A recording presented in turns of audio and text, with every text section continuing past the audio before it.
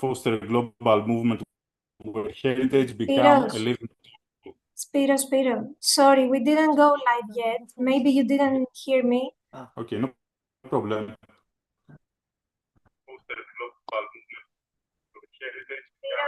Spiros, sorry, we didn't go live yet. Maybe you I didn't hear you.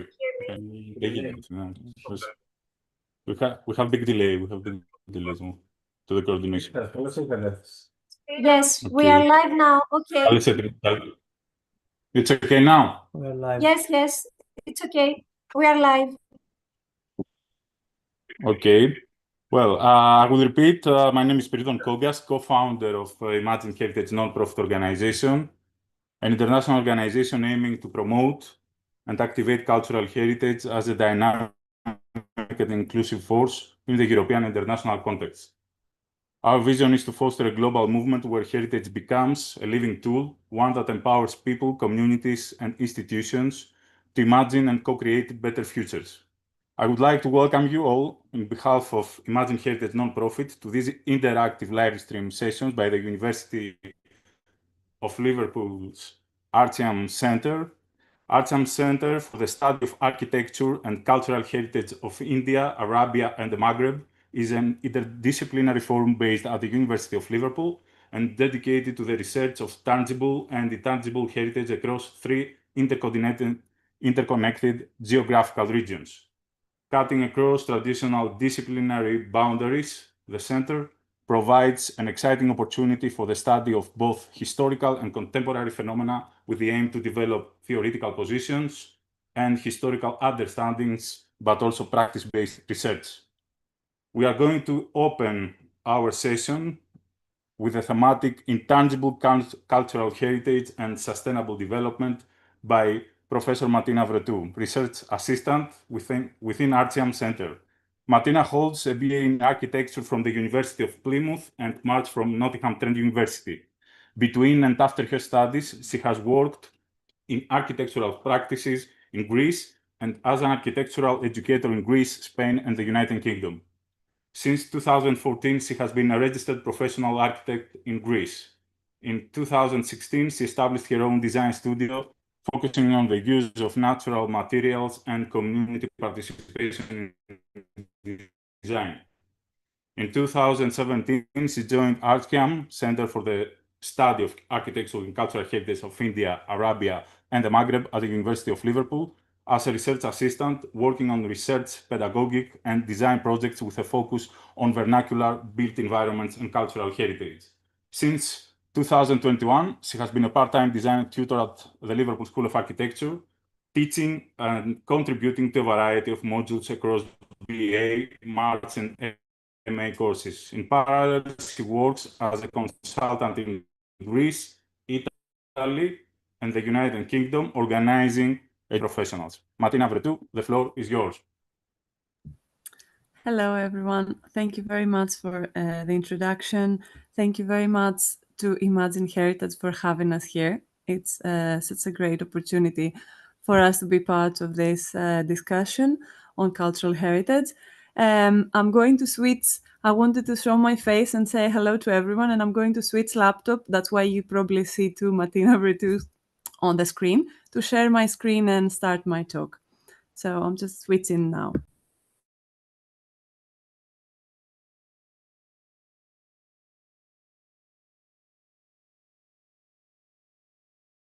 Can you hear me? Can you hear me? Yes. Okay, excellent. I'm going to start sharing my screen.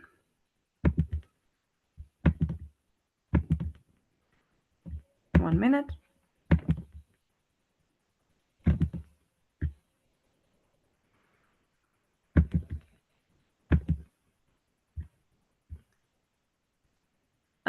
Now you can see my screen, right?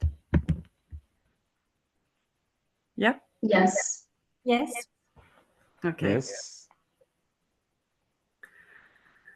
So as the introduction mentioned, we are based in the University of Liverpool, and I personally, I am a member of the team since 2017, and I'm going to start this talk by talking about the intangible cultural heritage and give you an overview and a few definitions, one about tangible and one about intangible cultural heritage. Then how we're going to talk about how this is also a living heritage, and we're going to look at the 5 domains according to the UNESCO of intangible cultural heritage.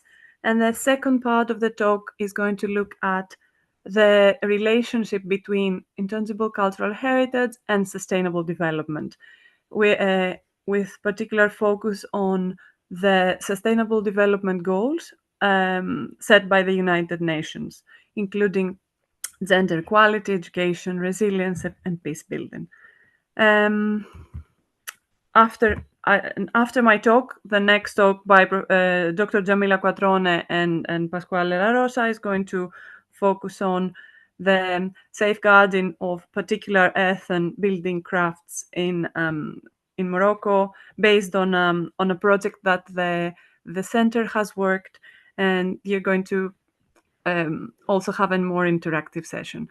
But I will just start with mine now.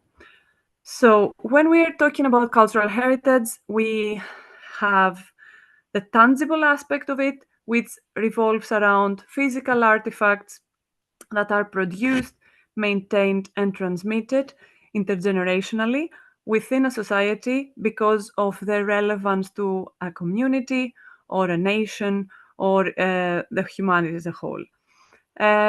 This can include historical monuments, artifacts, and objects, artistic creations, archaeological sites, and so on. When we're talking about intangible cultural heritage, on the other hand, we're talking about the traditions or living expressions that are inherited and transmitted intergenerationally within a society, again, because of their relevance to a community, nation, or the humanity. The 5 domains that are set by the UNESCO 2003 convention, and they are the sort of categories of intangible cultural heritage that we're usually looking at, include oral traditions and expressions that include language as a vehicle of the intangible cultural heritage, the performing arts, social practices, rituals, and festive events, knowledge and practices concerning nature and the universe, traditional craftsmanship, and finally, traditional craftsmanship. We're going to look at them in further detail in a bit. So, intangible cultural heritage, which is also seen as ICH, that's why you will be looking at this on my screen quite a lot. This is the acronym that is being used. Its viability relies on continued practice and transmission by the communities, groups, or individuals who are its custodians, which are also referred to as the bearers or the practitioners of it. It has a collective dimension since it is created, practiced, or reproduced and transmitted via human relations. It encompasses both traditions inherited from the past as well as contemporary practices. This makes it a living heritage, as we said. And additionally, the fact that it is constantly recreated through practice and intergenerational transmission by creatively adapting, transforming, negotiating certain elements, or adding new layers of meaning also adds to its living heritage aspect. Intangible cultural heritage is highly contextual. It's both deeply rooted in and shaped by the social context and the environmental conditions. Therefore, it is dynamic. It is key to nourishing cultural diversity of communities, especially in the time we live in the face of globalization. Now let's have a look at the 5 domains that we briefly talked about in the previous slide. The first domain is the oral traditions and expressions, which includes spoken forms. They can be proverbs, riddles, tales, nursery rhymes, legends, myths, epic songs and poems, charms, prayers, chant songs, dramatic performances, and so many others according to the culture, the country that we're referring to, and so on.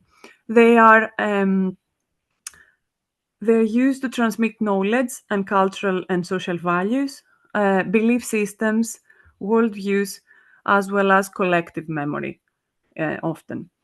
They are very crucial in keeping the cultures alive, since they are such a big part of a nation's culture. You can see in the photograph, in the image on the lecture, an example from Morocco, from a project that we worked on with local communities. These are some local poets. They are performing some chanted oral poetry, which is part of the first domain of intangible cultural heritage. The second domain is the performing arts. They involve local and instrumental music, dance and theater, or pantomime, song verse, and so many more. Again, depending on the place and the conditions. They reflect human creativity, and as you can probably imagine, they are also found to some extent in many other intangible cultural heritage domains, because they can easily be combined with other forms. For example, we have dance and music that go together with oral poetry, or we have a performance that is taking place during a ritual or a festival, and that's part of another domain that we will look at in a bit.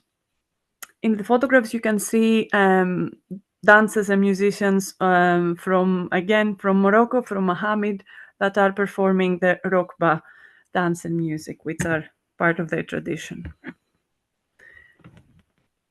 The third domain that we're going to look at is the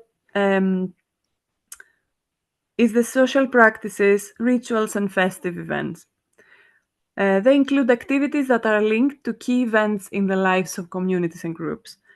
They therefore reaffirm the identity of practitioners as a group or as a society, because they depend on their culture, history, religion often.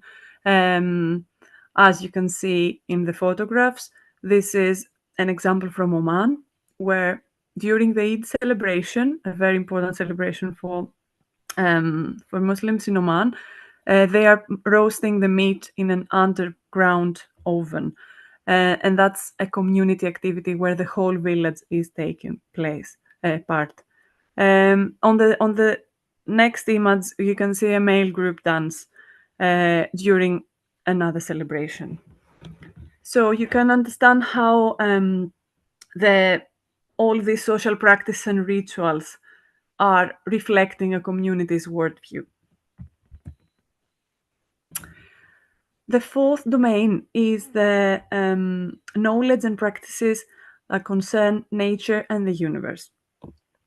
These include knowledge, skills, practices, and representations that are developed by communities through their understanding and interactions with the natural environment.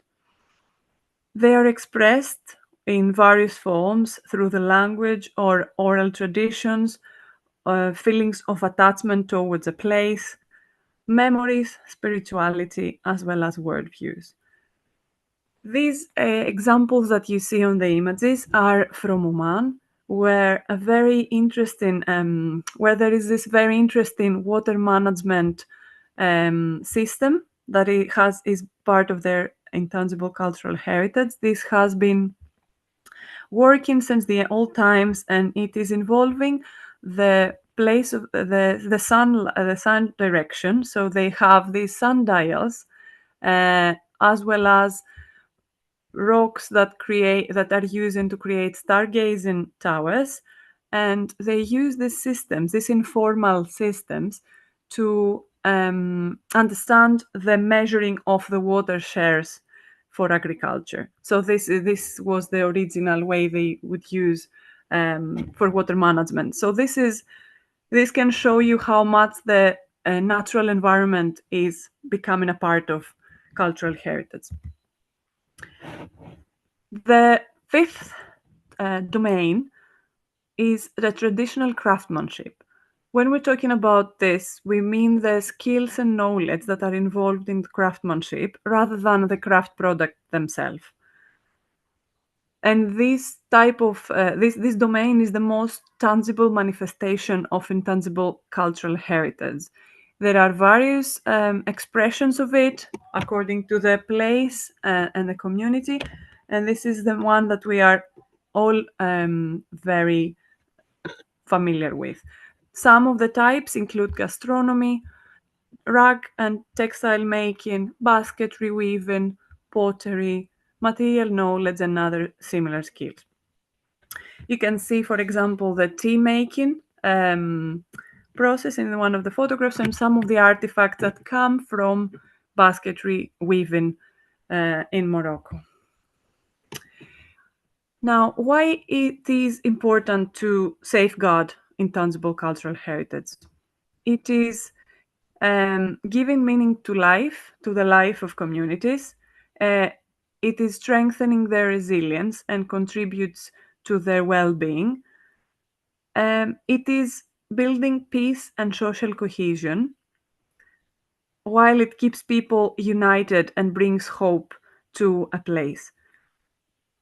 It is promoting human creativity and cultural diversity through the different forms of expression that we saw above. And finally, it enables and drives sustainable development. And that is the one that we're going to focus a little bit more on in the next part of the lecture. Living heritage can help communities achieve sustainable development goals by working across silos and disciplinary boundaries to find creative and sustainable solutions to global challenges.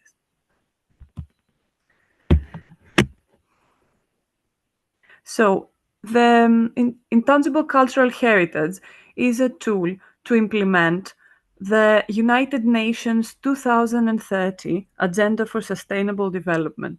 This agenda includes the Sustainable Development Goals that you can see on your screen, the 17, and you will see how different goals are related to different aspects of intangible cultural heritage.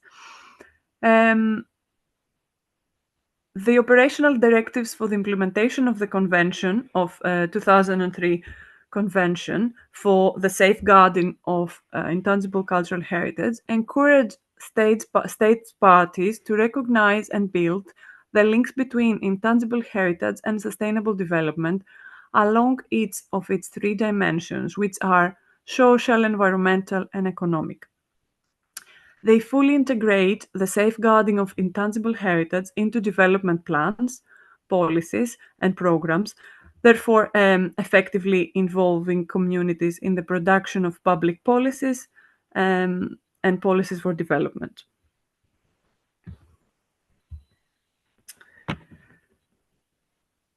Intangible cultural heritage is, first of all, a tool to foster gender equality and eliminate gender-based discrimination. So the first one of the goals that we are going to talk about is goal number 5 for gender equality. Intangible cultural heritage shapes gender roles, identities, and relationships, creating and transmitting gender norms. It is transformed by changes in gender norms and roles in the socio-cultural context. Its transmission and safeguarding should be a shared responsibility of all community members, regardless of their gender. Its expressions, mainly performed by men sometimes, hide a strong female involvement that remains often unseen or even unrecognized. Therefore, a gender-responsive approach to intangible cultural heritage should be taken into consideration. That would help the identification of risks and threats to the viability of living heritage. It would help in identification of different roles, of whether there are different roles in practicing heritage, and whether that may generate the power to dominate, discriminate, and exclude from decision-making and development opportunities, and accordingly respond. And finally, it can aid the balance between the mitigation of the loss of intangible cultural heritage and safeguarding measures that are determined by inflexible gender-based roles.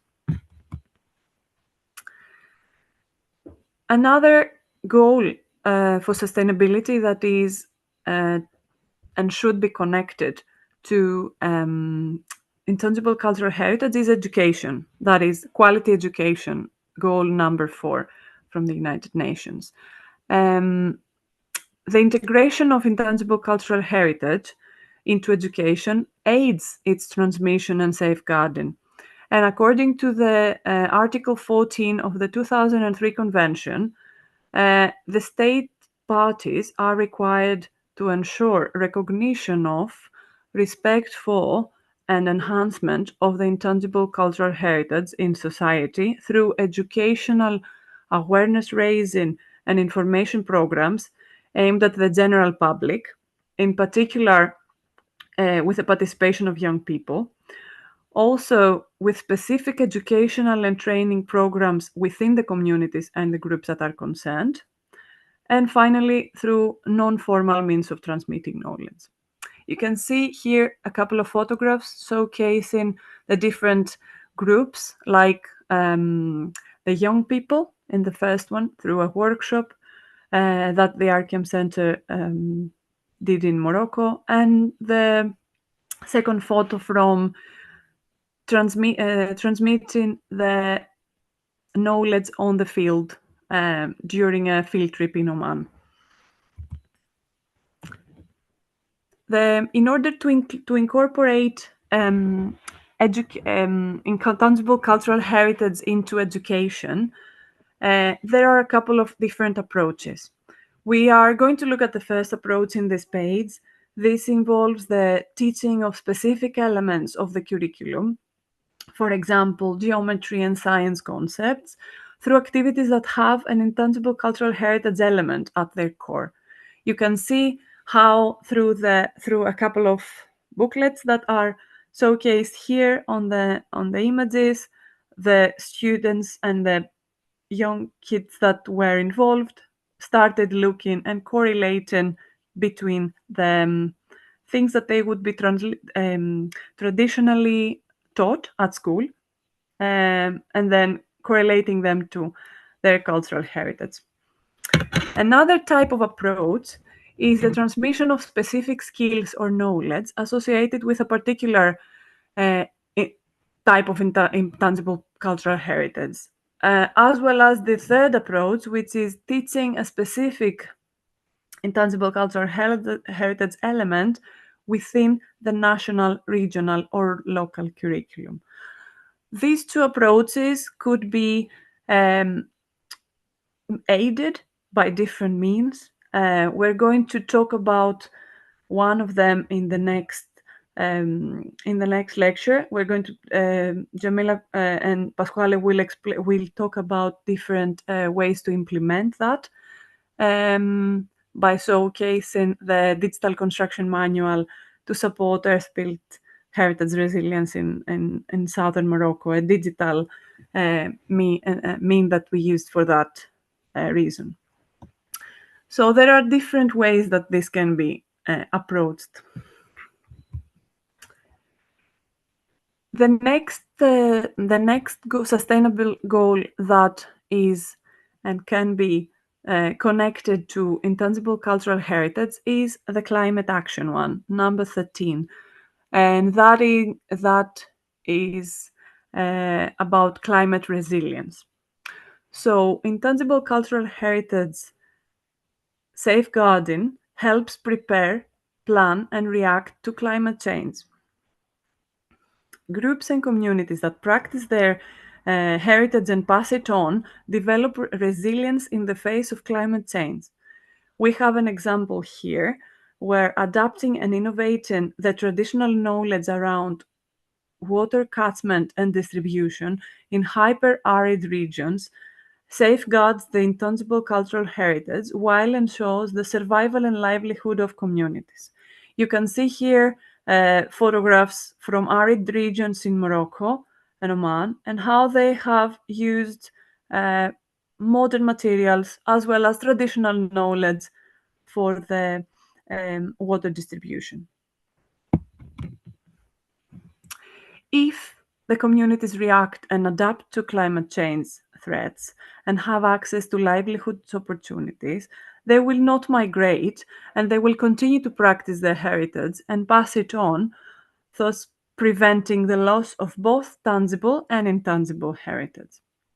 That is also, apart from the climate change goal, that is also becoming important for the sustainability in terms of decent work and economic growth, as well as the sustainable cities and communities goal that are also part of the United Nations sustainable goals.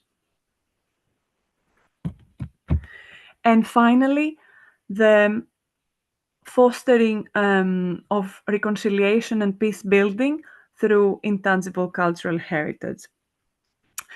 Intangible cultural heritage has the power of bringing nations together to find ways to resolve problems and disputes, overcome conflictual relationships, and find better ways of living together in peace. There are many examples of this peace building, but I'm going to mention this one here. As you can see on the image here, the inscription of the knowledge, know-how, and practices related to the production and consumption of couscous on UNESCO's list of intangible cultural heritage in 2020 was a joint. It followed a joint nomination from different countries, which applied together, and that included Algeria, Mauritania, Morocco, and Tunisia. And that joint nomination evidences the success of diplomacy and cooperation in overcoming long-standing controversies. So that will leave us with a positive note about intangible cultural heritage and the importance of its safeguarding and how it is a tool towards sustainable development. There will be time for questions if you have any questions about this talk, but I think this will happen after the end of the next talk, since they are slightly connected. So that was from me. Thank you very much. I'll stop sharing my camera now.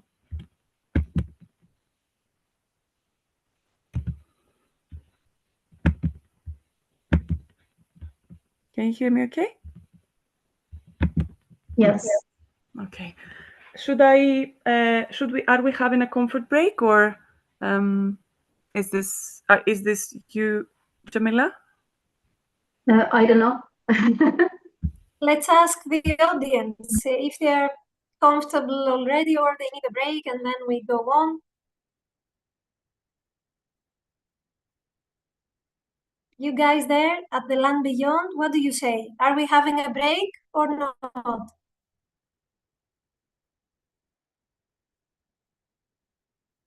Do you hear us?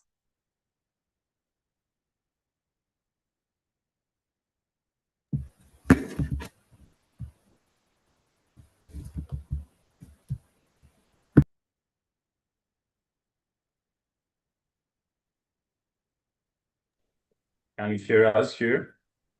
Yes, we can hear you now. We are asking if you would like to go on a comfort break or we shall go on. What's your opinion?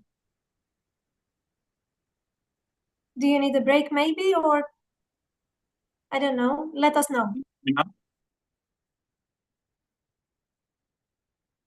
It's okay now? Now you're back. We can hear you. Recording in progress.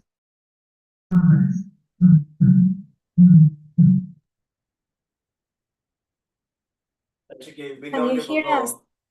It's okay now? Yes, it is okay. Shall we go on a comfort break, or shall we go on? No. I think that we have to proceed in order to gain our time.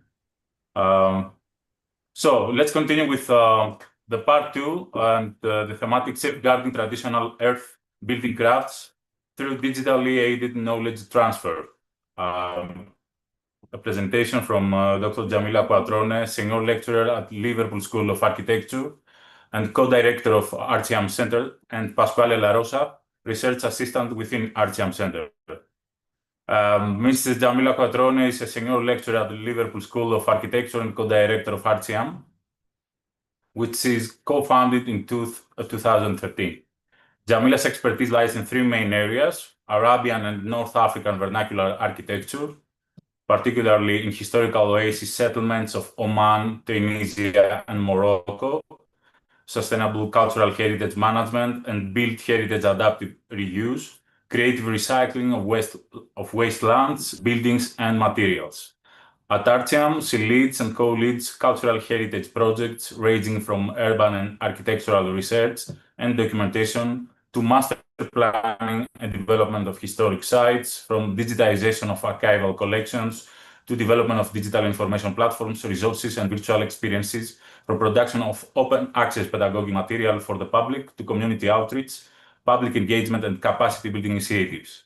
Working with international government bodies, cultural and financial institutions, and NGOs, Jamila undertakes documentation and research of heritage sites in marginal regions with a focus on historical oasis settlements at Oman, Tunisia, Morocco, towards the integrated, participatory, and sustainable management of their tangible and intangible heritage. Pasquale La Rosa holds a master's in architecture from Università Mediterranea di Reggio Calabria and is a registered architect in Italy.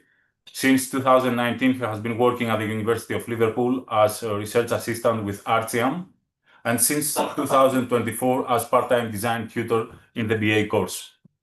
Interested in the intersections between heritage, master planning, detailing, and visual representation, Pasquale contributes to research, exhibition design, and digital documentation, focusing on the development of interactive archival databases and the design of community workshops aimed at the transmission and presentation of cultural heritage. He has collaborated in the production of exhibitions for institutions such as RIBA North and the Qatar National Library and Istituto Nazionale di Urbanistica. His current research explores innovative visualization techniques for art using natural materials and the role of historical trade networks in shaping architectural and urban form. So, Jamila Quattrone and Pasquale La Rosa, the floor is yours. Thank you. For our next talk. Yeah, I will start the talk. Share my screen.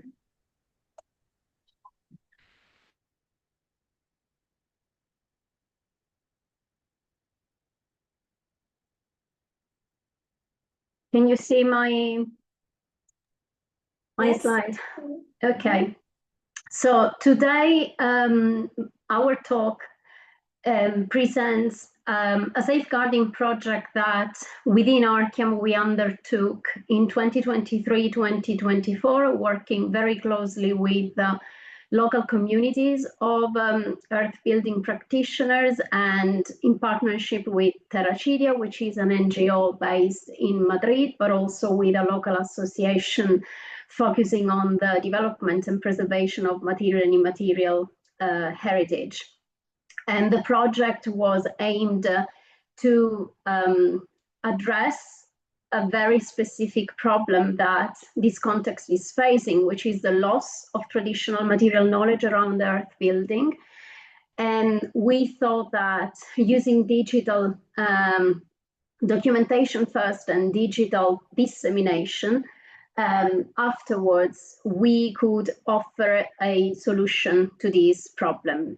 The ultimate goal of this project is also to revive interest in these crafts, to enhance and develop skills, and to foster deeper engagement in intangible cultural heritage education, particularly amongst the younger generation.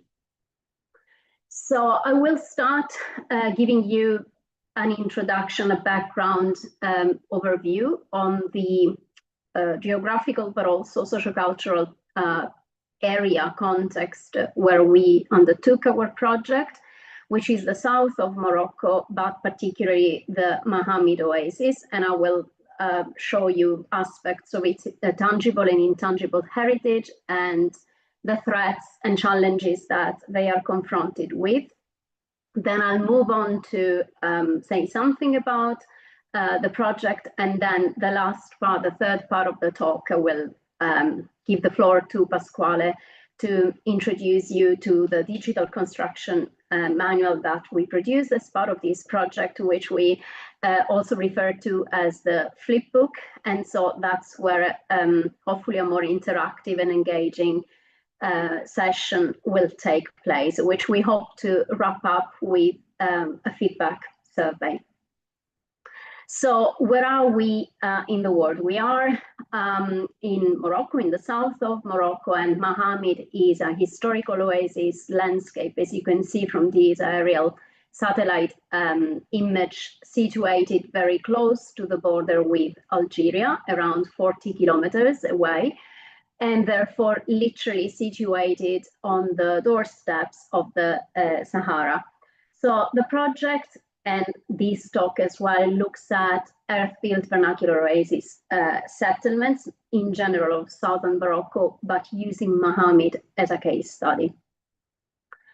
This map shows you the configuration of the oasis. Mahamid is the most remote, the last oasis of the Dra River Valley. What you see here is the Dra River at the point exactly where Mahamid developed over the centuries, where the river turns abruptly towards west and then branches off into two subsidiaries, within and between which, as you can see, the oasis has been established. So cultivations still take place. And then further towards the west, at some point, this river flows into the Atlantic Ocean. Mahamid comprises 11 traditional earth-built defensive settlements, which are locally called Ksur. You can see them here. We worked on 3 of them, Ksar Ouled Youssef, Ksar Ouled Ris, and Ksar Mahamid El Gislan. But you can also see right north of the northern branch of the Dra River, New Mahamid, which is a relatively new modern town, which was established in the 90s, and where a lot of former inhabitants of the Ksur, of the traditional earth-built settlements, were relocated. And obviously life there went on and still goes on at a completely different pace and in a completely different way. This is the typical configuration of a Ksar, of a traditional earth-built settlement. We are talking about settlements which had these continuous seamless curtain walls for defensive reasons, and then they were accessed from the north and the south through to communal gates, which you can still see here. And then the actual structure, the urban structure of the settlement, was pretty much created on a roughly gridiron network structure with primary routes, primary streets running north to south, and then secondary streets running east to west, some of which were dead-end alleys.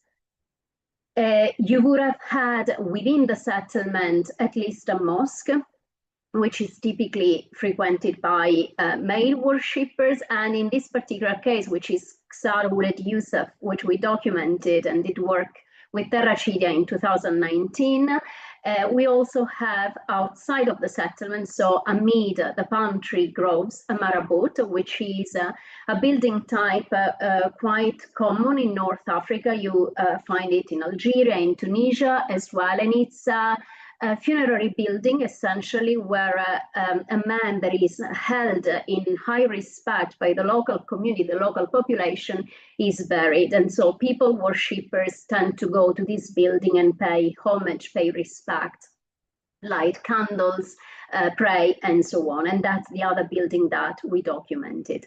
So just to give you an idea of what these settlements look like, you have palm tree gardens, but also orchards, fruit orchards all around outside the settlements. Inside the settlements, there's no greenery. And on the left-hand side, you see a typical street. This would be, if I'm not wrong, a secondary street. And in the background, you can see a tower, which is still standing. The right-hand side picture refers to Ksar Oulet Yusuf, whereas the left-hand side one to Ksar Oulet Driss. The architecture is, as I was saying earlier, primarily domestic architecture with few community buildings, mostly religious buildings. Here you see the section of a house, quite a large house, actually two housing units merged together, which we drew up and then cut it up back to the office. And it kind of exemplifies the typical local courtyard house type, with these vertical shafts that bring light and air into the quite dark ground floor areas where most of the daily activities, particularly women's activities, still take place. Here you see our 3D digital reconstruction of the marabout of Abdallah Sidi Abdallah Khalifa. And as you can see in the left-hand side picture, what you see on the ground is the actual burial, the tomb of the saint, whereas all the smoke and black stains on the walls are the result of the candles lighting. And then you have mosques. This is a bottom-up view of the oldest mosque in Mohammed, which belongs to the village of Mohammed al-Ghizlan, allegedly dating back to the 1400s. And obviously, we don't have only tangible heritage, but as Martina was alluding to in her talk, we have a lot of expressions of manifestations of intangible heritage. Couscous, as Martina introduced earlier, is not just a staple, it's not just food for everyday consumption, but it becomes also, the making of couscous becomes very often around festivals, rituals, weddings, and so on, a moment of social aggregation, and therefore contributes, as we heard earlier, to strengthening social ties and bonding the community together.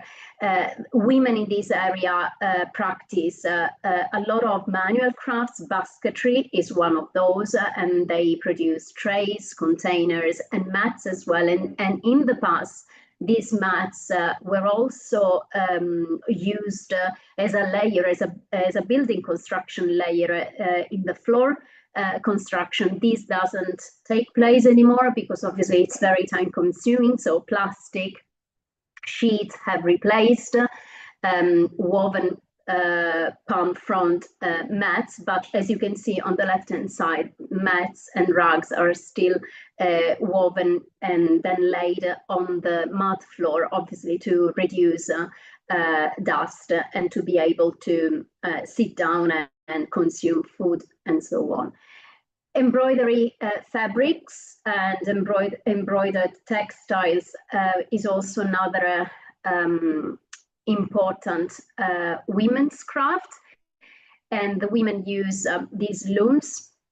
And what is characteristic and distinct of the embroidery style are these very abstract geometric motifs, which allude to birds, pigeons, palm trees, and so on. And they have also a symbolic meaning, generally invoking prosperity, fertility for the women, and so on. And these are characteristic of the collective imagination of the Berber people, who are the people living in this area in the south of Morocco.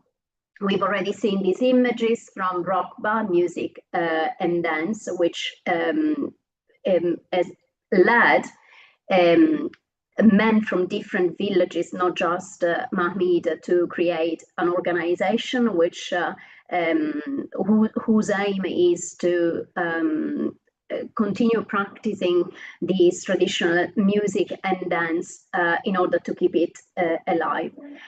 And then earth building crafts come, which is the focus of our work. And in this particular context, traditionally, earth built environments will have been built in round earth or mud bricks, and sometimes a combination of the two, but mostly I should say round earth. And then obviously complementary techniques and materials are mud finishings and tadellakt, where tadellakt is traditional lime-based finishing that is used because of its water-resistant properties to weatherproof, to waterproof the interiors of shower cubicles, baths, bathrooms, and generally wet areas.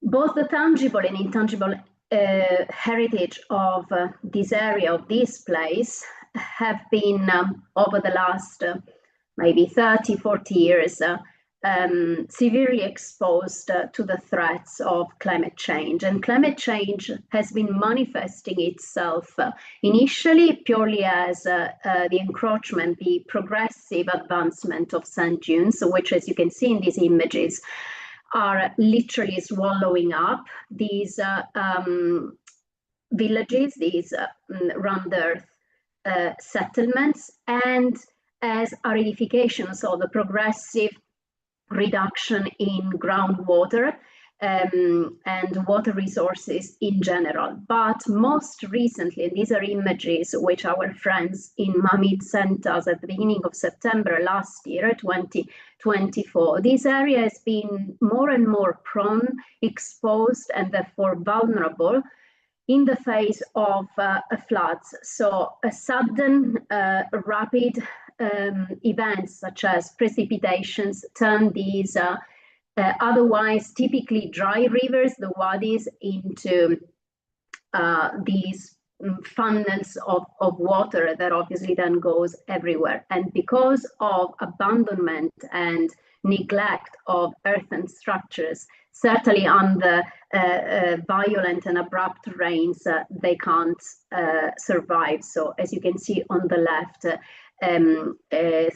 some earth structures in the village of Uledris, that's where the image comes from, in September last year collapsed. And this is actually a house that we had surveyed in 2023. But there's also socioeconomic change, which takes the shape of migration, so out-migration, abandonment of people who move to larger urban centers in search of better life opportunities. There's a continuous reduction, decline in interest in traditional life, in living within these traditional settings. There's obviously, there has been, there continues to be a change in requirements, life requirements, a change and a shift in aspirations, and therefore a drive towards modern living. And there's also tectonic change in the built environment itself, which comes and emerges also because of people's distrust in these techniques, because they tend to be seen as not profitable. They are very time consuming, and this is a fact. They are labor intensive, and therefore people cannot see value in building this way, and therefore they tend to resort to modern construction methods. But there's also a problem about and around a lack of formal training. So this traditional material knowledge typically has been passed down across generations, from granddads to dads to children, particularly male children. So never has any formal education opportunity or initiative been developed. And there's clearly lack of upkeep, as you can see, which is an inevitable result and consequence of abandonment. And as I was saying earlier, at the same time, the distrust is accompanied by an over-reliance on modern construction materials and techniques, particularly concrete blocks, concrete structural frames, and cement, which are sometimes excessively looked at as the panacea, the solution to all problems, as well as inappropriate repairs, whereby the two are combined together in a hybrid construction and building approach that clearly is not appropriate and creates more problems than it solves. So the project that we undertook, as Martina was saying, really aimed at supporting heritage resilience through the use of digital means in order to digitally aid the transmission of traditional earth building crafts in this part of the world. And our specific aims were to support earth-built heritage resilience in the face of climate, socioeconomic, and tectonic change, and also to counter the loss, as I was saying, of knowledge, traditional material knowledge, as well as of craftsmanship, so the ability to build well according to the traditional methods. Obviously, we focused on traditional earth-built heritage, and we thought that an appropriate way of doing it at a time when nothing else has demonstrated, has shown to be able to attract interest within these communities, particularly amongst the younger generation, would be to employ digital means, digital technologies to do all of these.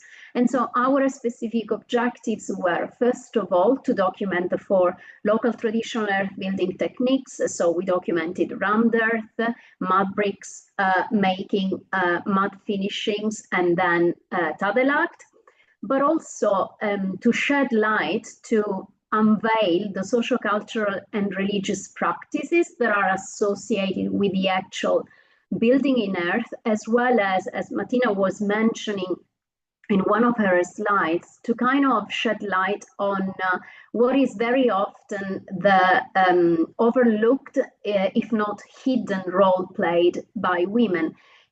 We are under the assumption, we often operate under the assumption that such a male-dominated craft wouldn't involve women at all. And when we asked these very questions to the practitioners, we actually came to know that women traditionally would have very specific jobs and roles, such as, for example, going and fetching from the wells in the middle of the gardens water, and then bringing it back to the construction site in order to then mix with the soil to make the mud for the making of the mud bricks. And this was quite a direct involvement, but a more indirect involvement was, which is easier for us to expect, to cook and then bring food, so that, as we were told, the craftsmen didn't have to stop their working routine, but they could kind of seamlessly continue on site. And then finally, we wanted to develop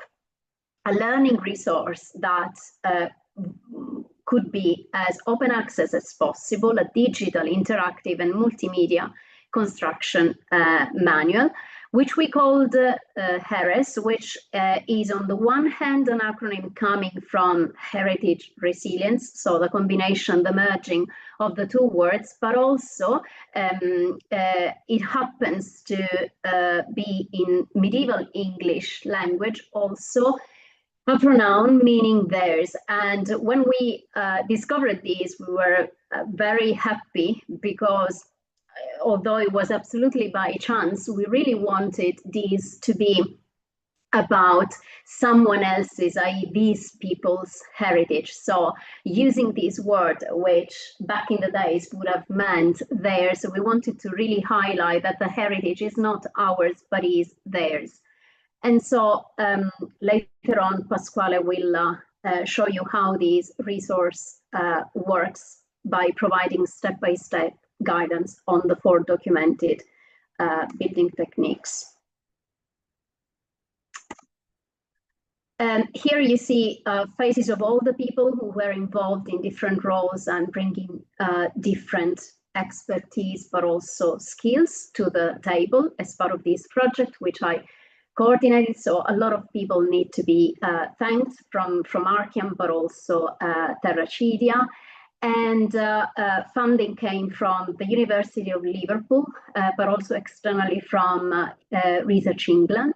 And we couldn't have done this project and any of what we produce without this close collaboration with the local community and with ArCHIAM.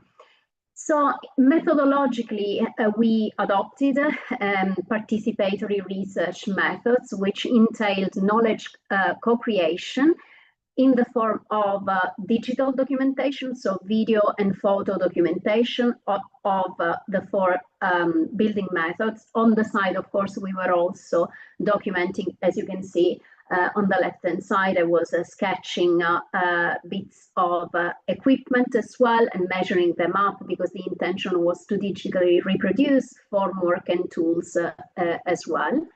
And then through interviews with the local masters, so we identified the most expert craftsmen in each of the 4 techniques, and we undertook in-depth, extensive, semi-structured interviews with them. And then the process kind of closed off with knowledge validation. And so we, last year in June 2024, we went back to the Oasis to hold a couple of public engagement, community type workshops with the same craftsmen, plus additional builders, particularly young apprentices, and so junior craftsmen. And we took with us 5 tablets with this digital resource, ARES, already installed on them. And as part of the workshop, we got them divided into groups to essentially navigate, explore the full potential of the resource, double check all the text entries. For us, I've forgotten to say that the ARES is both in English and Moroccan Arabic. So we got them to navigate it in Arabic. And this was a very useful experience because they gave us their feedback, including ways of improving it, as well as of slightly tweaking terminologies and so on. So when we went back to the office in July, we spent the whole month essentially updating and tweaking this resource. So the outcomes of the project were mainly the flipbook, so ARES, in both Moroccan English, which is also referred to as Darija, and English, and then a short video, which our colleague Monica Keck put together, which is mostly to disseminate the project itself. So I will then give the floor to my colleague. So I'll stop sharing, and so I will ask Pasquale to then continue. Yes, thanks very much. Can you see my screen now? Yes, we do. Yes. Yes, with okay. Yeah. Can you see the manual here? Yeah. Yeah, thanks very much for the opportunity, and Thanks from Martina and Jamila for explaining very well with this very truthful overview about intangible heritage and tangible heritage as well. So we try to embed all of these topics in this tool. This tool that for us, it's, as Jamila was saying in the last minutes, very helpful for the meaning of transmission, the knowledge, especially a knowledge that comes from the community that is there, the masters, the cartoons. So it's something that for us was as our main aim to compact into a small tool a lot of highly technical information, a lot of techniques, all the expertise level that has built on site to be transmitted in a digital interactive format, but still detailed enough for a real practice and a training. Now to dive specifically into the our manual that we called Flipbook, also for the technology that held. So the fact that we can navigate this tool in two ways. First of all, I'm using Thorium as a hub on the desktop, but for example, on the Android phones, on the mobiles, you can use something else as Lithium or a lot of other applications, as well as on the iPhone, there is an already built-in reader. The ways to navigate this flipbook could be like by these arrows. So that gives us a kind of sequential navigation. So it's like a normal book. So that if we want to read this as a small book to go sequentially through all the techniques and all the sections, we can do that. But of course, arriving at some point of this travel through, we would like maybe to come back on the home to have an overview. So the most interesting bits for us was to add interactivity to this digital tool. And this home that we see here serves as a table of contents, we can say. For us, let's call it kind of brand identity, also of colors, was very important because we have, with a black circled background, all the main techniques that now Jamila was explaining. And so we can read this in a sequential way, like mud bricks, rammed earth that are part of the structure, techniques, and then Tadalact and finishings that are more kind of the plastering or the interior finishing techniques. But of course, we can also jump to one of those, like Tadalact, not following the sequence, but also coming back to the home and seeing which is the main content. We have also all the other bits like credits, intro, catalog, and glossary that we will see them a little bit later, that are part of the, let's say, external content that is not the technique themselves. So we see already this division in colors that it's very well represented also on the bottom bar here. Now, if we go, for example, to a specific technique like rammed earth, we can have another distinctive element that is this top bar that always comes with an introduction, preparation, making, and context. This is this way of presenting, this methodology is present in each of the 4 techniques and helps the user to easily navigate and find themselves within the flipbook. The introduction, of course, gives a background on what is the technique about and all the provenance of the materials and the main characteristics.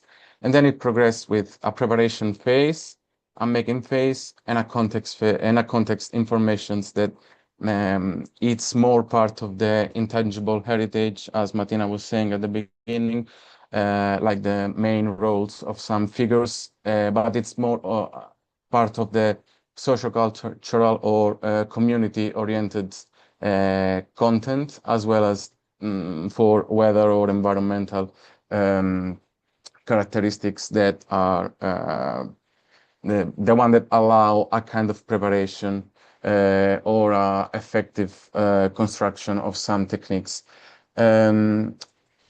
The other two important interactive elements in the flipbook are these videos, that these are offline. This kind of standalone inside the file, so we don't need to access an online, to have an online connection to access something outside, but it's already built inside the flipbook. We can try to play it just a small bit. We can see that it's divided in various steps.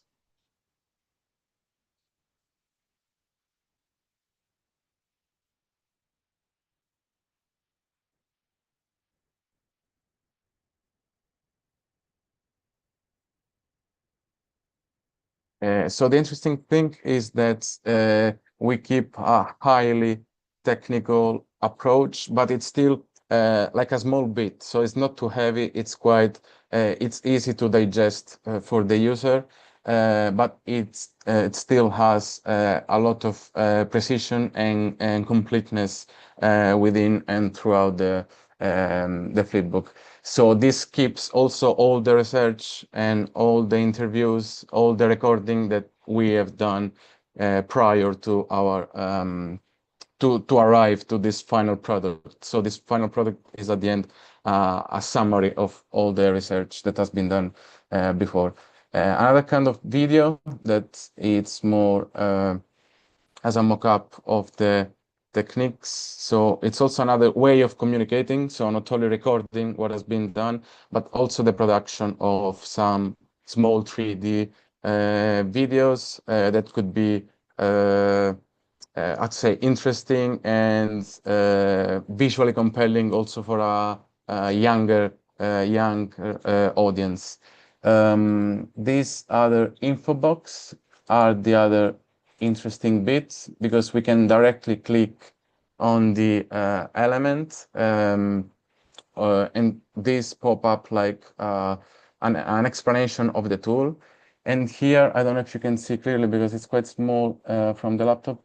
There are all these traditional terms that it's something that we will take care within the flipbook, because there will be one section that will explain in the glossary how it works. For example, now I wanted to come back to the main table of contents. So even if I was somewhere inside the flipbook, I came back to the home, pressing home, and I came back here, so I can go maybe on the glossary and see effectively how all the terminology that has been used can be translated in English. But this is also part of the transmission of the intangible cultural heritage, because we keep the traditional terms and we keep them alive and as important, either in the as well as in the Arabic version, but also in the English version. This is very important for us. And to close, we have also another section that is the catalog, when we quickly explain, but still with some detailed drawings, some kind of common pathology that we can find in some existing structures and buildings in the area, and from that maybe come from erosion, various damages, humidity. And we propose also a quick fix of some architectural components like the wall or some connections, like the roof wall junction. And this embeds all the research that has been done before in this compacted digital format. And I think that it's also a way also for a user to spark curiosity, spark interest in further research something.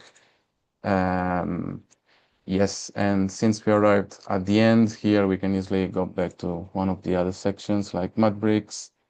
or matte finishings, always having this double level navigation.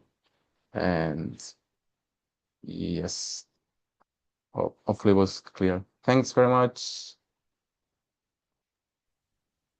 Thank you. How do we want to proceed now? I've got the QR code for the feedback questionnaire. I don't know if they want there to, provided they downloaded it, to fiddle with it, or if we want to just go to a Q&A question. Sorry? First of all, Jamila, Martina, and Pasquale, I would like to thank you very much for this meaningful and impactful contribution. We're extremely honored to have you with us. And you know that if you are connected with the project that we are executing now,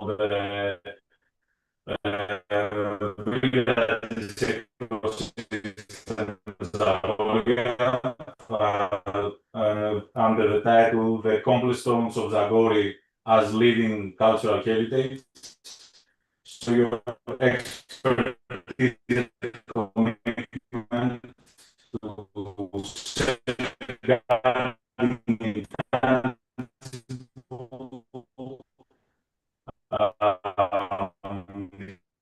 Unfortunately, we can't, we hear you, but you're very broken. The sound is very broken. So I'd like to share with you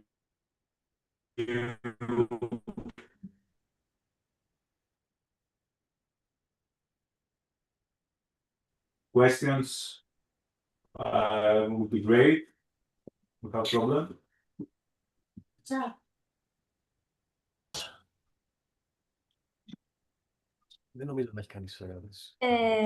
You guys, can you hear us? Because we weren't able to hear almost anything from Spiros. The sound is very broken. We can't hear them. I don't know. Can you hear now? Yes.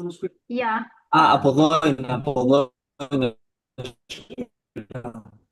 The microphone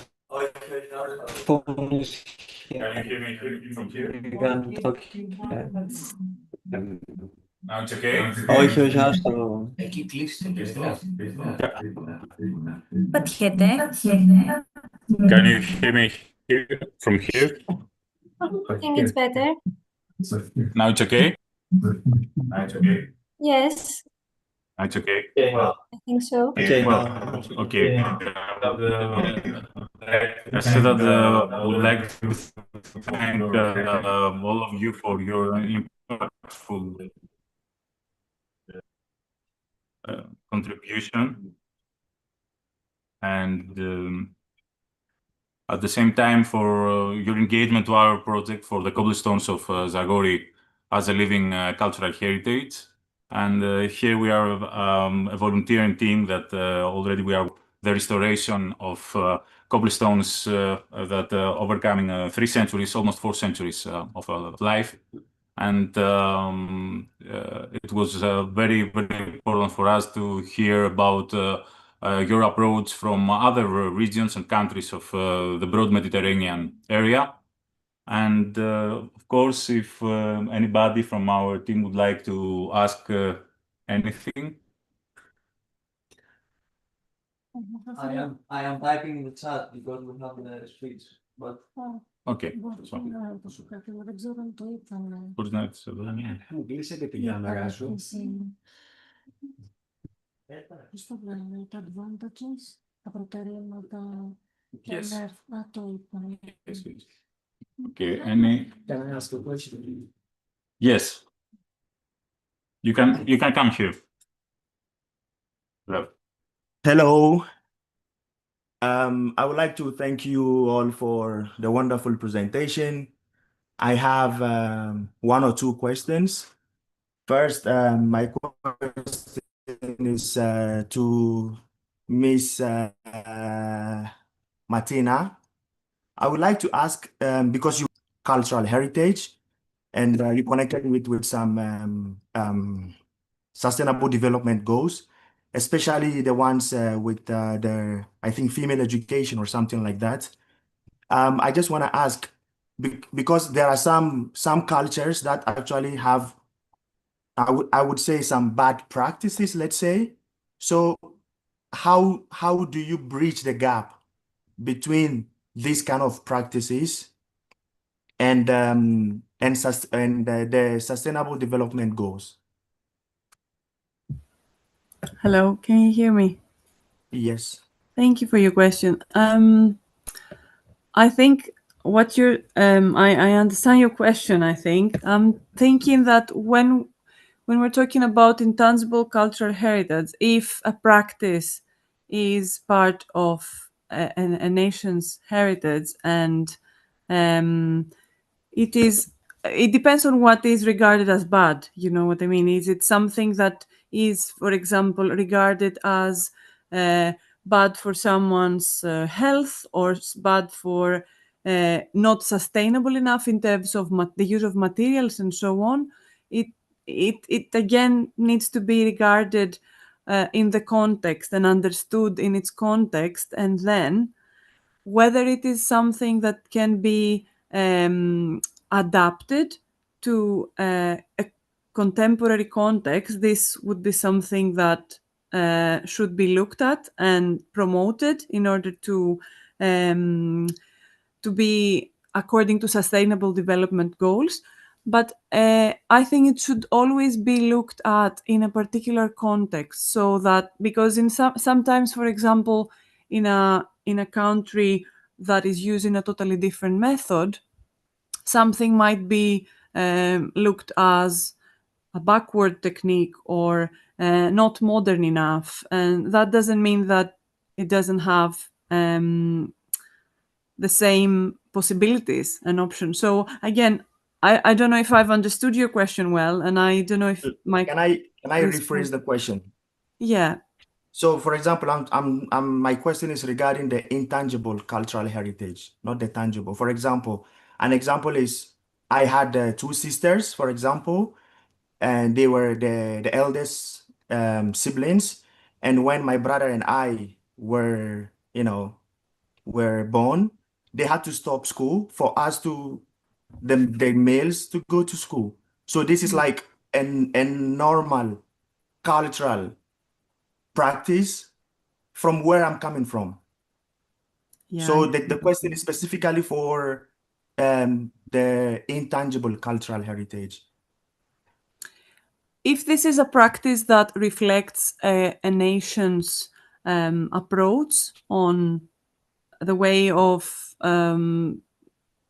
people growing up and the way that people will continue with their routines, that then can be regarded as intangible cultural heritage. Otherwise, if it's more of an everyday practice, it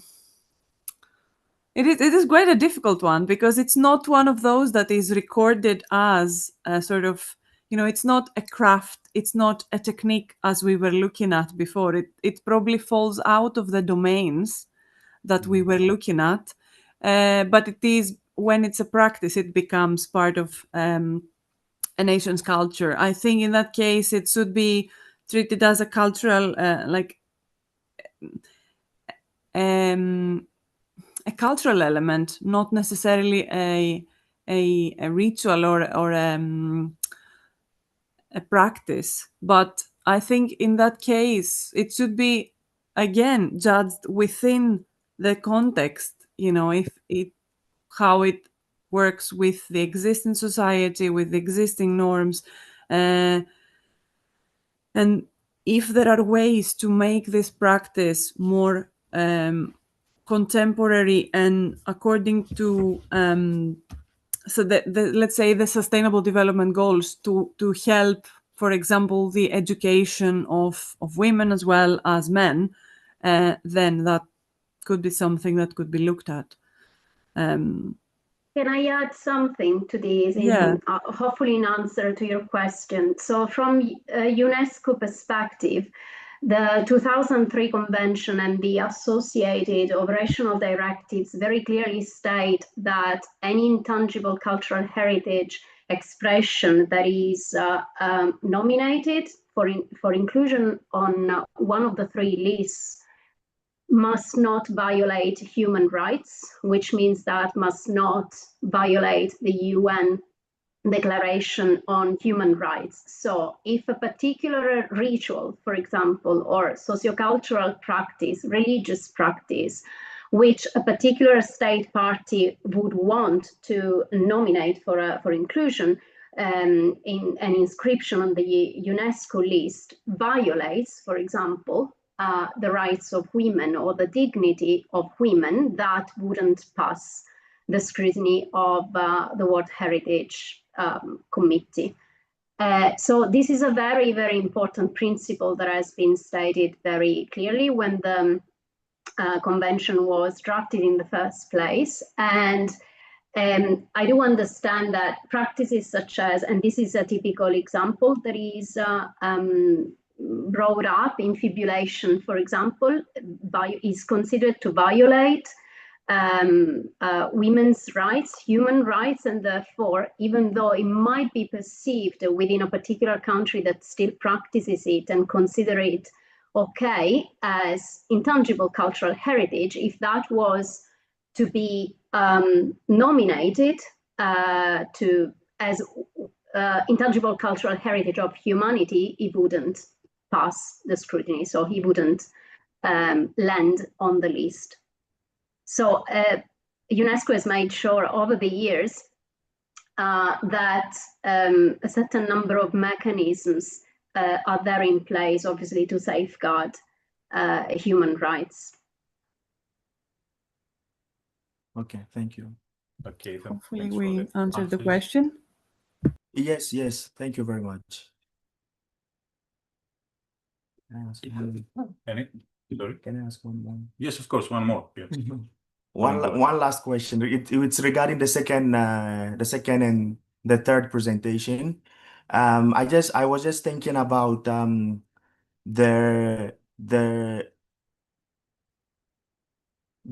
goal and the aim of the project, because the main goal is to actually to maintain the cultural heritage of that region by using modern technologies whilst keeping the materials, let's say the old materials that they were using in the past, like the sand. I'm just thinking, what was the motivation for doing that? Because in the presentation, you also mentioned that due to migration and socioeconomic reasons, people are hesitant actually to do this. I was wondering what if there is also, let's say, a different approach to this. For example, using, let's say, modern materials whilst maintaining the physical appearance of those structures. If I may answer, maybe Pasquale can add to that. Our goal was really to find a way to support and complement the traditional transmission of knowledge. So the flipbook is not meant to replace the learning by doing or the passing down of this knowledge by word of mouth. But our intention was to really find a way that would speak the language of young people, that might attract them, and by doing that, perhaps revive some interest, which, as I said, is in deep decline. But as these building methods are still practiced, so there are a number of craftsmen, practitioners, including those we interviewed, who, when they have to repair their houses, they are not using modern materials yet, hopefully. But some of them, for example, the mud finishing master, is also works in a sort of mainstream construction building firm doing concrete stuff, concrete construction. So it's not that the knowledge or the skills are completely lost, at least obviously I'm talking about this particular context, the context of Mohammed Oasis. It's just that the moment this generation of craftsmen pass away, there will not be turnover, because education has not happened. This transmission of knowledge is not, as I was saying, not formally happening. There are no schools, which is something that one of our interviewees flagged up, as we would need to formalize these learning and teaching at some point before all the youth abandoned and go to Marrakesh, which is generally the most sought after and closest big urban center, if not overseas, for example, to France. So they recognize that there is a need to do something, and relatively quickly, to arrest somehow the loss of this knowledge. And still this knowledge is transmitted quite haphazardly, and again, because someone has to repair their own house, so they gather more maize from the village, and therefore the young ones start helping, passing buckets and mud and so on, and then informally they learn. But if those youngsters do not have a job, do not get decent life opportunities, they will leave. They told us during the interviews we did in 2019, one of them was saying to us, this is for me just a job, so yes, if I am offered this opportunity again, I will definitely take it up, because it's an income generating opportunity. So we kind of felt that what I think Martina was saying, a degree of awareness raising needs to be done, in the sense that you've got also to consider that they are insiders. They were born and they've been growing up in that context. So for them, it's not heritage. We outsiders look at it and we can value it and appreciate the different values embedded in it. So the outsider's perspective, for them, it's actually backward. It's associated with poverty, which is a fact in that area.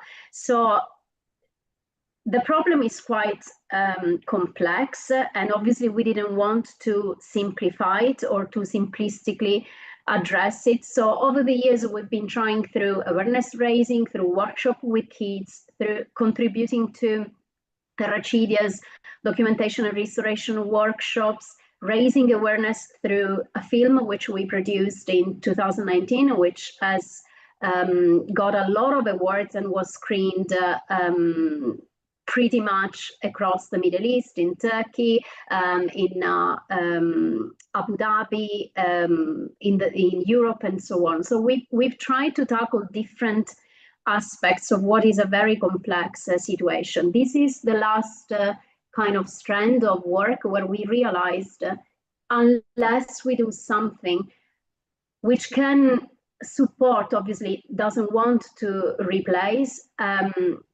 as I say, the moment these craftsmen pass away, there will not be legacy anymore.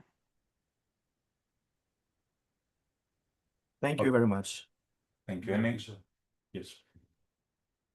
One more question. Martin, thank you. Yes.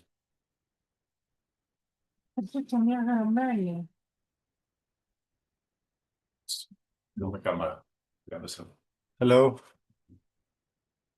Thank you very much for the presentation. And I would like to ask, because as I can understand, this like the workers that know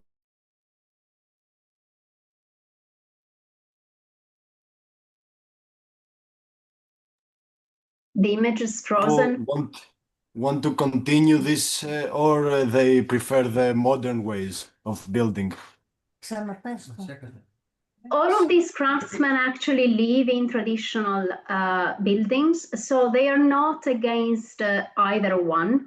And as I said, one of them also works with modern construction. So they're not against them.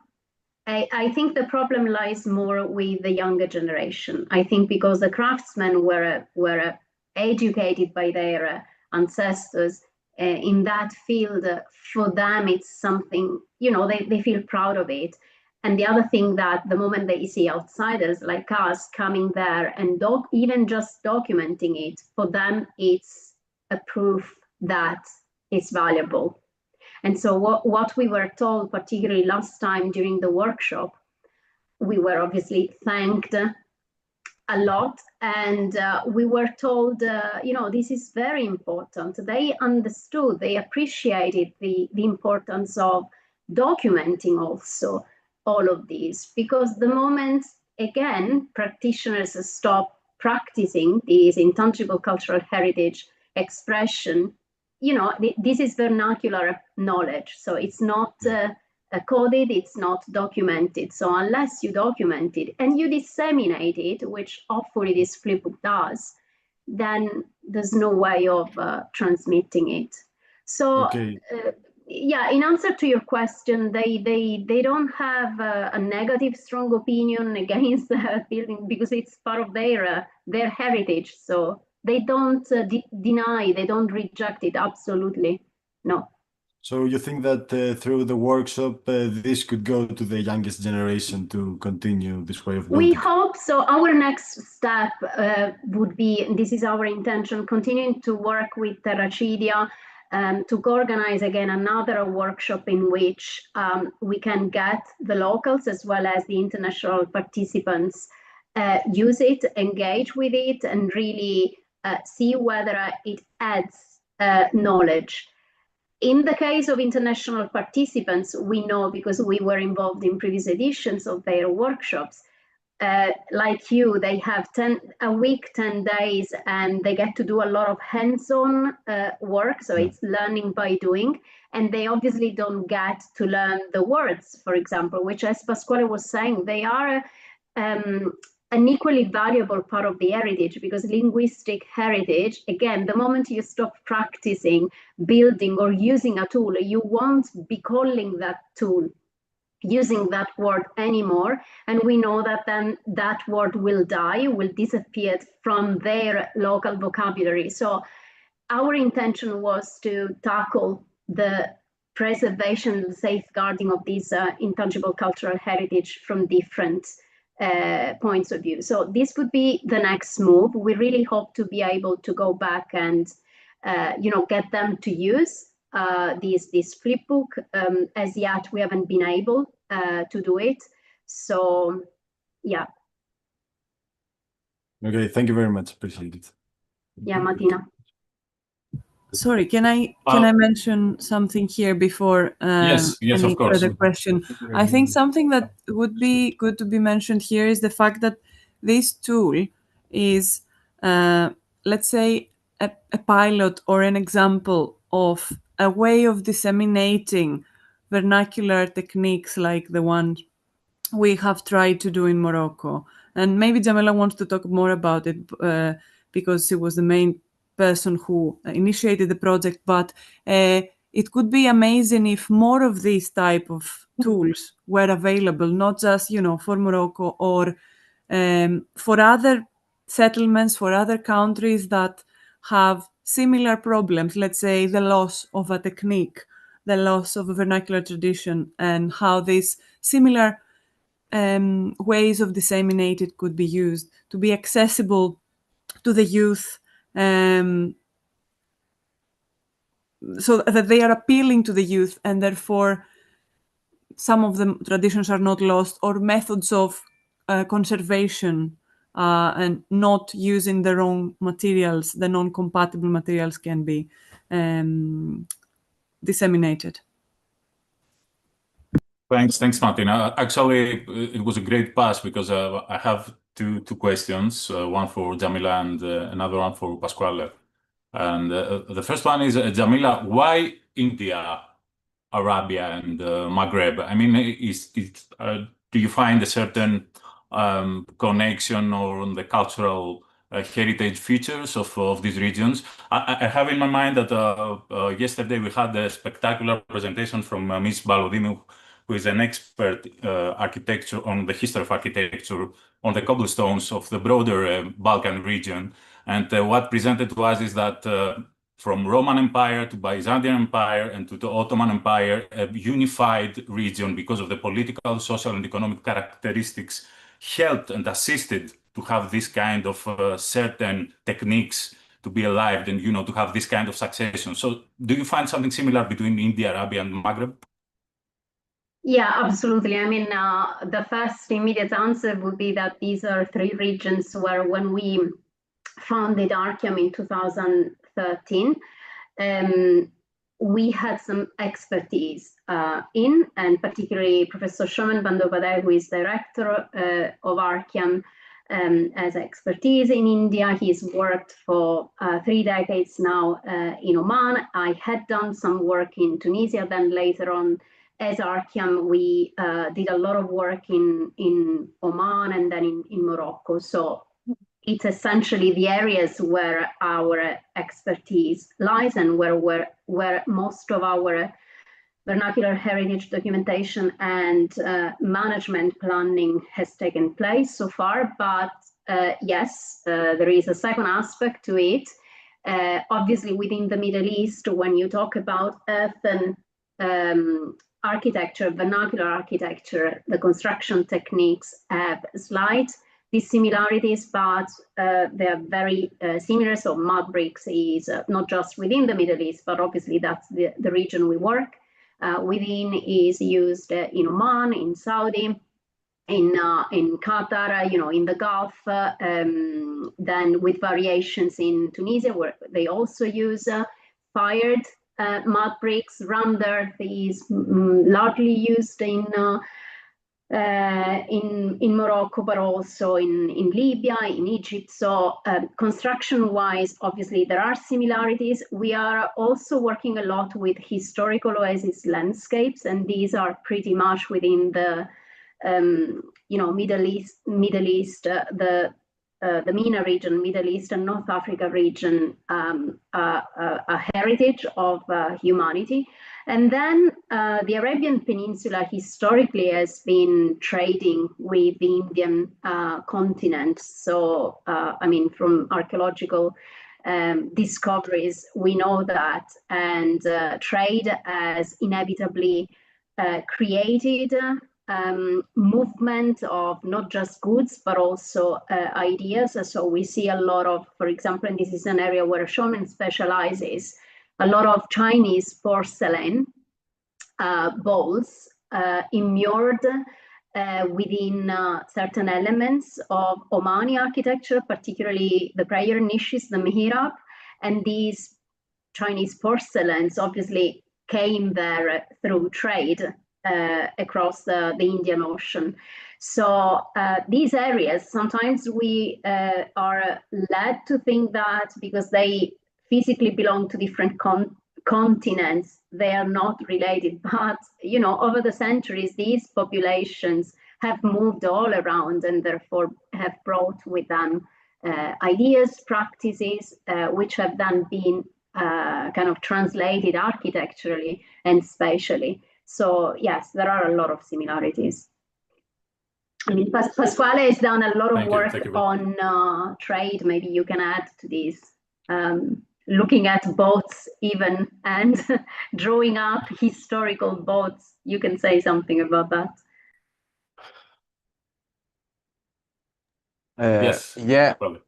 Yeah, I was also waiting for I think there was another question, but yes, I think that the similarities in a lot of architectural features or techniques between these areas has been really shaped through the years with trades and how they have impacted, as Jamila was saying, a lot of stories, not only materials or techniques. So a lot of I like always to focus on what the context and the socio-cultural I'd say socio-cultural background of people has brought to a lot of techniques, and then they have developed.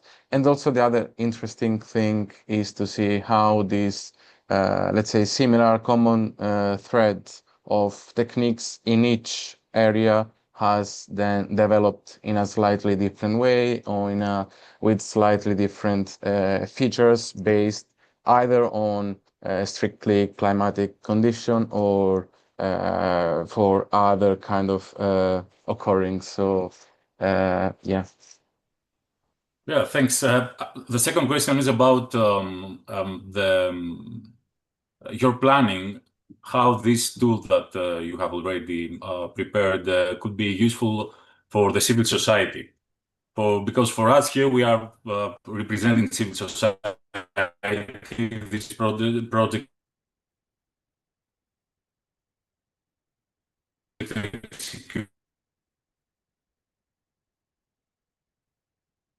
executed from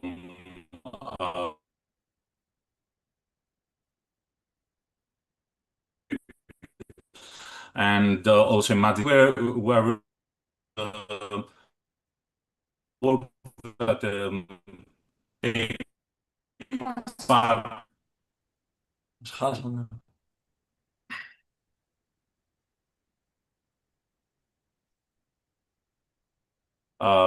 Well, yes, actually, the question is how feasible is this kind of tool to be connected with the civil society, or to be a kind of educational strategy in order, people that are coming from outside of academia to do something with that, to be useful for local communities, for civil organizations, etc. That's all. Thanks very much for the question. For how I see this tool, I see this tool as an exact bridge for bridging maybe let's say one part of the work that has been done, that it's heavily from the masters, he's heavily on site, it's heavily from really community knowledge, and then there is another opposite side, let's say, that it is coming from the academics, or from the study, or from really, I would say, reading a lot of concepts or a lot of notions about techniques. So let's say that this a bridge, and we use this. I like to call it like a compact tool. But what is important for us is the fact that this tool could serve as a base. So it's still complete, but what I like to see is that, for example, looking at some interactive elements, that now, for example, I think about your work about cobblestones and stuff. You can maybe say, okay, this thing, it's interesting because I would like to represent an idea, or a kind of methodology. This is more kind of a methodology that can be used to transmit something that you have. So I really think that also, as Martina was saying at some point, it's not only the content itself, is the way that it's brought. So I think that this could serve as a base for sparking ideas, both on the methodology of the tool itself, but for example, there is the catalog section, that it's still a small section, but it's very explanatory of a lot of techniques. Maybe some students could say, oh, that's interesting, I would like to read a full book about conservation and preservation things, as well as traditional words. A person could start to think, oh, I'd like to do a research on how the language has developed through the years, why this tool is called Fertas or something like that. And also gives, as a structure itself, the methodology that we have decided to use, like the introduction, the preparation, the application, the context. Of course, this could be different entries So I like the fact that this could be further implemented. This is the thing that I like the most. So it's like giving an idea. It's like giving an initial spark, yeah, an input, a prompt. And also, Thanks, again, Pascal. I Thanks, think Evaristo. the value, I think, lies in its being co-created with them. So we really documented what they were doing, and then what we did back to the office was to edit video clips together and accompany them with the step-by-step, step 1, step 2. The text comes from the interviews. That's what they told us, that first you do this, then you do that. So we just translated their verbal explanations in the Riga into English for the English version. Anything and everything that populates in terms of content, the flipbook is coming from us asking questions and then recording answers, essentially, or recording live demonstrations. So I think the value really lies in this participatory approach. So it's not an academic or an expert digital construction manual. It's basically founded on their knowledge. And it records and hopefully disseminates that. Thank you. Thank you very much, Amelia. So other questions from our team here? Maybe I can ask something, and it can be food for thought as a last question, because it's been a long day. And you, Miss Quattrone, you touched upon the topic of climate change. And I just want to maybe ask or wonder about what's next for cultural heritage as we see the increasing threats like the sea level rise or natural disasters that are caused by climate change, and they act as a push factor for people, either in the form of climate refugees or people moving. And just as an example, the island of Fiji in the Pacific islands is going underwater. And what are they doing to preserve their history and their heritage? I read a year ago or 2 years that they are uploading a digital version of their island in the metaverse to keep this heritage from not being lost, because they're gonna have to move because their island is going underwater. So maybe what's your opinion on how to preserve? It's such a huge, not big, it's such a huge problem, planetary problem. It's very difficult to have answers. Also because I think that although we work in and with heritage, what in my view matters more is human lives. So saving human lives. So I think priority should be, and this is obviously not for us, but it's for governments, politicians, policymakers, and so on, to think about the immediate impacts of, in that case, sea level rise, or in our case, the advancement of the Sahara desert dunes on lives, on human lives, because people are migrating not just because they don't like living in a backward traditional environments, but because literally, as you saw in that picture, they will be swallowed up by the sand. So and that's not really for us to address. Obviously, scientists can address that. We work in the arts and humanities, so that is difficult and far away from our expertise. But certainly, our work is just a drop. So obviously, we focus on finding ways creatively to safeguard heritage, whether tangible or intangible. But in that context, you would need effective solutions to stop the advancement, which they try the traditional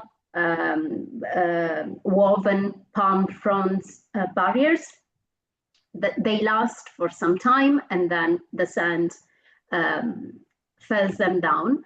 So you need really to address the bigger problem, and obviously this is to do with CO2 production, our carbon footprint, and so on. So heritage comes into the picture because habitation, human life, and the life of people is being impacted by.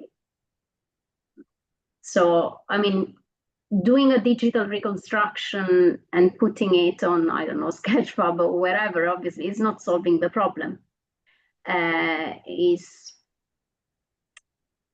leaving a testament of what the heritage, the built heritage will have been in the past, but it's not solving the problem. So I'm afraid I don't have the answer. But I try in my work to be also pragmatic and realistic, and I would never say, you know, that what we do is of paramount importance, because at the end of the day, in that context, and we were told so, they have been forgotten by the central government. They don't have running water. They don't have sanitation. These villages, except for the one where ArCHIAM with the Rotary Club Madrid did a sanitation project, they don't have sanitation. They don't have running water and bathrooms, toilets in the houses, so they still go outside. There is a huge problem with water overexploitation. Too many wells have been dug, and too much water has been extracted from the ground. So, and there's, for example, in Tunisia, there is a salinization of groundwater resources. What else? Education is another resource, another problem, sorry. And poverty and lack of opportunities in general. So it's a very complex coalescence of things, and obviously climate change adds dramatically to it. I don't know, Martina, you wanted to say something? Yeah, just to add on that quickly. Obviously, what Jamila says makes a lot of sense. We are maybe the last people, that the sort of heritage people, that will be asked to resolve the bigger problem, and the scientists are the ones that will sort of be asked first. But I think the role of heritage is to disseminate knowledge that is sometimes forgotten, and how some of the techniques that have been used for years, so vernacular techniques that are creating passive ventilation, waterproofing, and lots of other things that were taken for granted for so many years. Now, because of modernization and globalization, some of these techniques and materials have been lost. So the non-correct maintenance and use of materials, the non-compatible materials together, are causing more problems. So looking back at a traditional material that might not be enough with the new climatic change, but advancing it and making it better for the needs of a society is the way forward, I think. It's not as big as, you know, lowering a country's carbon footprint, but it is something that a community can start doing itself. A very good example to look at is Yasmin Lari's work in Pakistan, where she has worked with communities using vernacular architectural models and construction to create new pilot structures that are based on their traditional, let's say, forms and typologies, but advance them to, so for example, a few a few simple ways to explain that is that she has created higher platforms so that the water after the floods, the water will not reach the structures.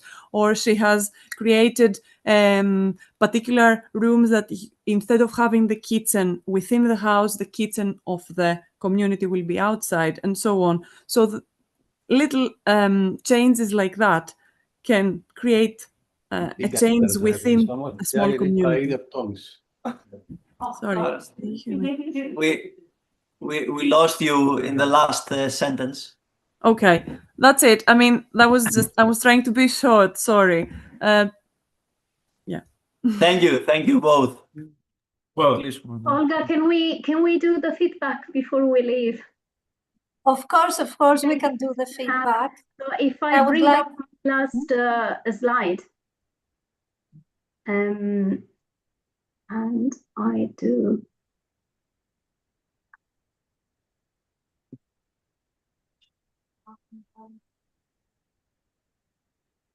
Can you see the QR code? Yes. Yes. So if you could kindly scan it, it shouldn't take you too long. We would really be grateful for your answers. Thank you. Scan it. we have few problems with over 1,000 meters here and problems on the broader network. Yeah. Okay. Thanks Well, again. you can try.